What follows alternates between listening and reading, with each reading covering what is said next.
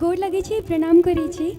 हम संगम झा और आज सबके सामने एकटा बाबा विद्यापति के रचना सुना दै छी और बहुत कलाकार छथिन, सिर्फ एकटा सुना दै छी अहाँके गाना। ओम गण गणपतये नमः। हरौ उगना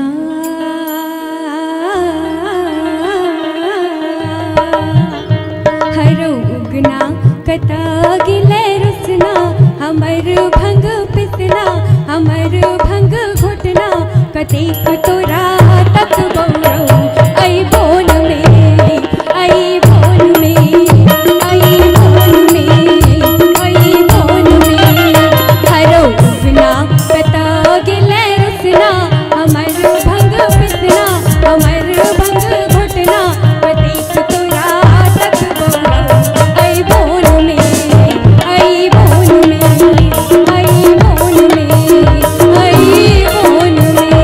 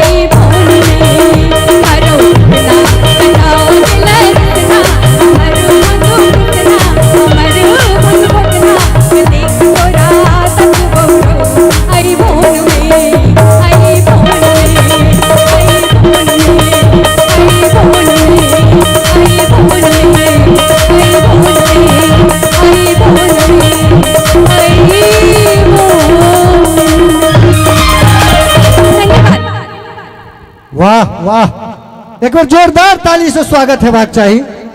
और आई के जे पूरा देख रहा कि ना IN मिश्रा यानी इंद्रानंद मिश्रा जी, उनका तरफ से 501 रुपया और पुण्यदेव यादव जी के तरफ से मधुबनी के छत गंगाराम हॉस्पिटल में छत 101 रुपया।